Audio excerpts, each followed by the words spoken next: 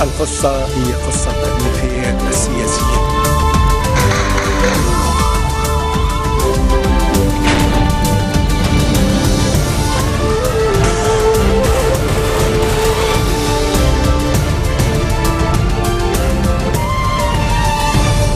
Good afternoon. You're watching the English newscast on Future Television. I'm Yumna Nofal, and these are today's top stories.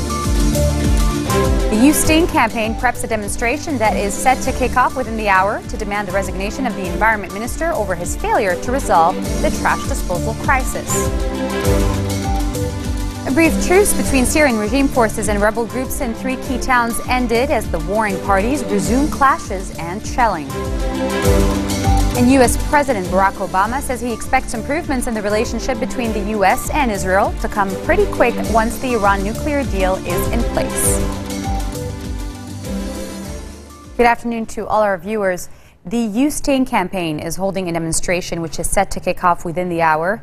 This is a demonstration to demand the resignation of Environment Minister Mohammed al-Mashnou over his failure to resolve the waste disposal crisis. The campaign also announced that the demonstrators will demand that Interior Minister Nuhad Mashnou be held accountable for the assaults by the security forces and parliament guards against the protesters last week. The rally will kick off in front of the Interior Ministry in Beirut's Hamra neighborhood at 5 p.m. and then they will head towards Martyr Square in downtown Beirut. Activist Asad Tibyan, one of the organizers of the You Sting, said during a press conference that their campaign started as a few dozen members and new numbers now reach the thousands.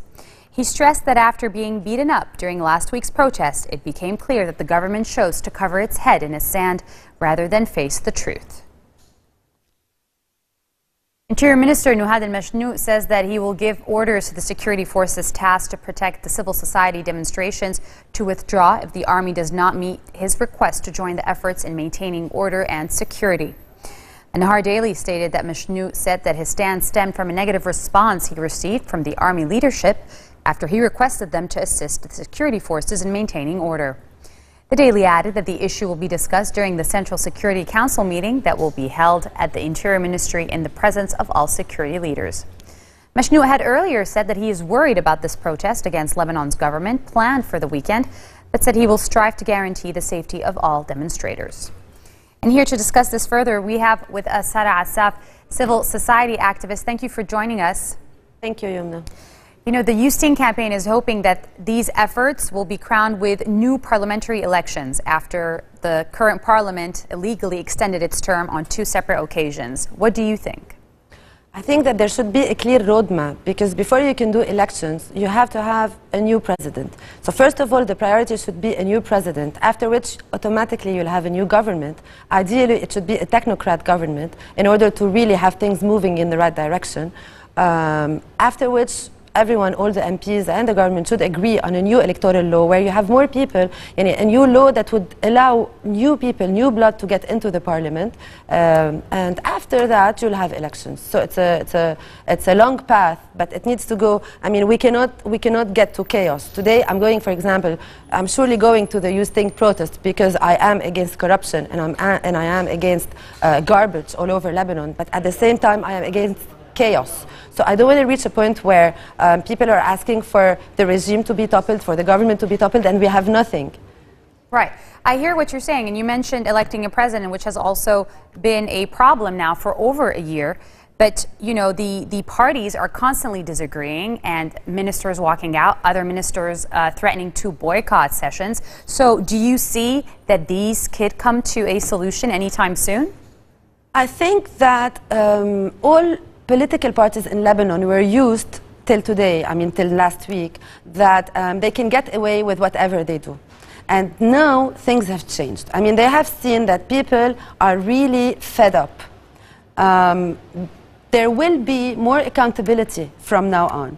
And I think that people who are on the streets today need to be mature enough and to realize that they need a president and that they need to pressure to have a president. I think with the pressure that's happening now in the streets, there is a hope that current parties who are boycotting the election sessions for a president actually get to a point where they have to comply and where they see that they have no choice but to reach a consensus over a president.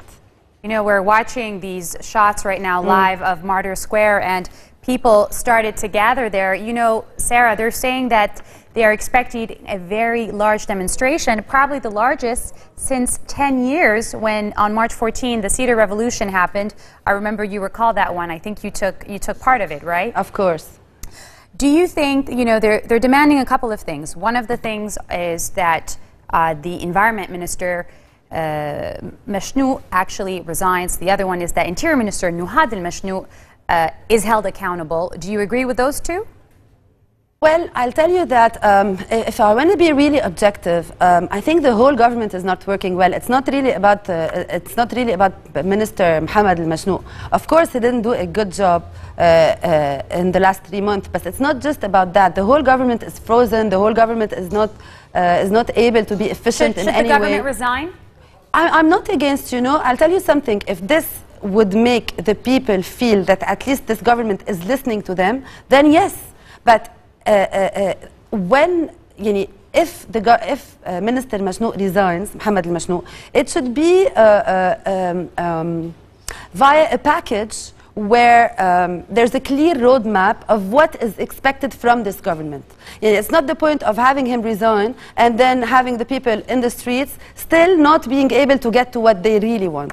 So if Mohamed Mashnou's resignation would make the people feel better and feel that at least this government is listening to them, then yes, let him resign.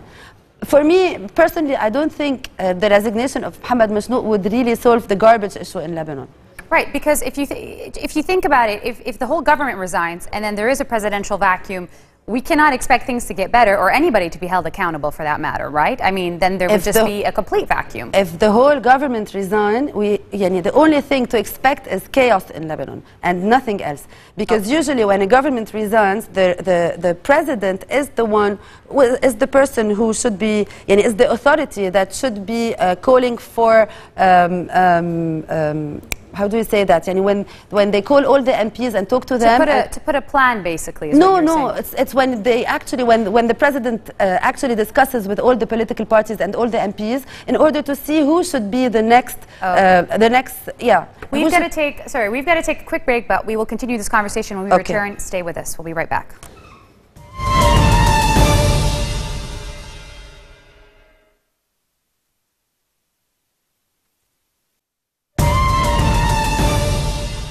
Welcome back. You're watching Future Television in English. With us is civil society activist Sarah Asaf. We're talking about the protests that are taking place in Martyr Square today. You know, Amnesty International released a statement this morning saying Lebanon should investigate allegations that security personnel used excessive force to disperse the anti-government protesters in Beirut last week. It quoted 343 people were treated for injuries. That's a large number when you think about it, Sarah. And, you know, somebody has to be held accountable. There's no other way. Of course, but that's why the Ministry of Interior is now working on the investigations, and supposedly early next week the results are going to be there, and from what I heard they're going to be transparent results. Now we know also very well, even the protesters, the organizers of the protest were very clear that the security forces that actually used gunfires on the protesters were security forces that under the authority of the House of Parliament. And so I mean, I'm not sure, we're in Lebanon again, I'm not sure how much there will be, really accountability. I'm sure that you will have. Because remember that wall that also the minister erected for one day and then he had it removed because people said there should not be the barrier between the people and their government. Obviously, they're struggling a little bit here. Exactly, but also, I mean, we have to be fair here. If the Prime Minister of Lebanon had a militia backing him against the thugs, not the protesters, against the thugs who came and vandalized downtown Beirut during last weekend, he wouldn't need a wall. I'm not personally with this wall. I think it's wrong. But I mean, calling it a wall of shame and doing a whole issue about it when we know that there were thugs in Beirut vandalizing the whole of Beirut downtown. I mean, so you just need to secure the Sarai. You have no other choice. Do you expect violent protests today or protests to get violent today? I'm expecting, I think, because there will be a joint operation room, like we just heard, between the Ministry of Interior and between the Ministry of Defense, between the security forces, the ISF, and between the army, I think that things will be properly managed and controlled. And also, I think that when you have a very large number of protesters, even the thugs, the people who are infiltrated, will not really be able to to try and mess up the protest. But after, I think it will be safe from 6 to 8. But then, when people start to leave, I'm not sure how things could move. Exactly. Oh, okay. All right. Well, thank you so much for joining us. That was civil society activist Sarah Assaf. Thank you. We'll make sure to come back and discuss more. Thank you. The truce in Zabadani between the Syrian army backed by Hezbollah and rebels ended following the renewal of clashes and shelling targeting the border town. Fighting also resumed in the Syrian villages of Foua and Kifraya, located in Idlib province, which were also covered by the agreed halt in fighting, according to the Syrian Observatory for Human Rights. The ceasefire had been extended from 2 to 3 days on Thursday after the warring sides agreed to evacuate the wounded. Zabadani has been under fierce attack by the Syrian army and Hezbollah since last month, while Kifraya and Foua have been besieged by Syrian rebels. The Syrian army and Hezbollah on one side and rebels on the other were negotiating for the complete withdrawal of opposition fighters from Zabadani to Idlib, which is mainly under opposition control. U.S. President Barack Obama says he expects improvements in the relationship between the United States and Israel to come pretty quick once the Iran nuclear deal is in place. Speaking via webcast to thousands of Jewish Americans, Obama said he hopes to rapidly resume discussions with Israel about bolstering its security. Israeli officials have said discussing security aid would imply acceptance of the Iran accord. We're all pro-Israel. We're all pro-U.S. Israel. And we have to make sure that we don't impugn people's motives, even as we have what is a very serious debate about how best to protect the United States, Israel, and the world community. I think this is going to happen pretty quick because we both have a shared interest in not just preventing Iran from getting a nuclear weapon, but also making sure that they're not sending weapons to Hezbollah, that they're not destabilizing, that Iran's not destabilizing its neighbors. So not only do we have a shared history, shared values, not only are we family, but even on this particular issue of Iran, we agree more than we disagree. This marks the end of the bulletin for today. Now for a reminder of our headlines.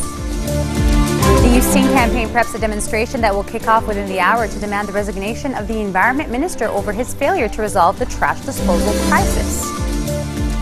A brief truce between Syrian regime forces and rebel groups in 3 key towns end as the warring parties resume clashes and shelling.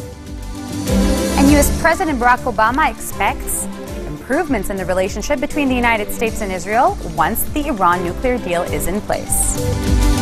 Those are your Saturday headlines here live on Future Television. We wish all our viewers a safe Saturday, and we'll see you again tomorrow for all the latest. Good night. القصة هي قصة النهايات السياسية.